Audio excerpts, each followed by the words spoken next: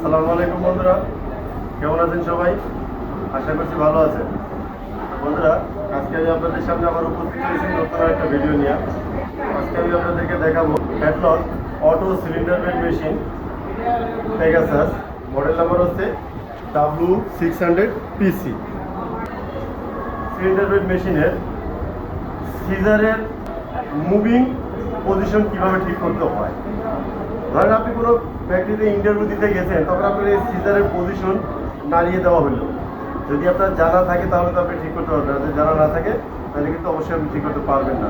তো আজকে আমি আপনাদেরকে ভিডিওর মাধ্যমে সেই জিনিসটাই দেখাবো যে সিজারের মুভিং পজিশন কীভাবে আপনারা ঠিক করবেন। তো চলুন বন্ধুরা, কথা না বাড়িয়ে ভিডিওটা দেখা যাক। বন্ধুরা, আমি আপনাদেরকে প্রথমে একটা জিনিস দেখাই।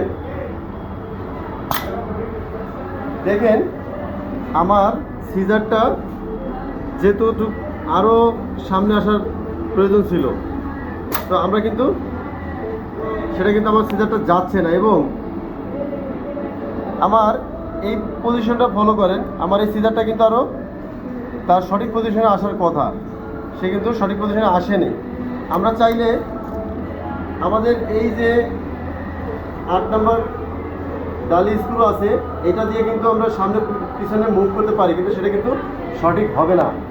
আমি আজকে আপনাদেরকে সঠিকভাবে কীভাবে আপনারা সেটা এই সমস্যাটা সমাধান করবেন সেটা দেখিয়ে দেবো। তো সেজন্য আমাদের যেটা করতে হবে বন্ধুরা,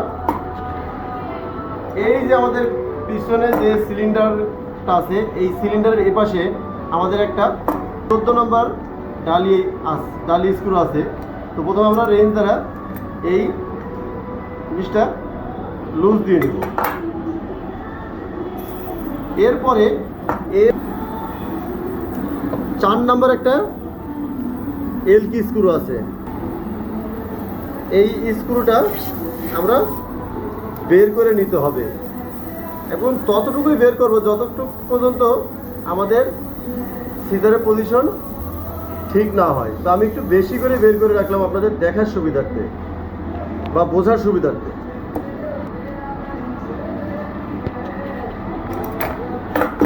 তো বন্ধুরা, এবার আপনারা দেখেন বন্ধুরা, আমার সিজার কতখানি সামনের দিকে এগিয়ে গেছে, এবং আমি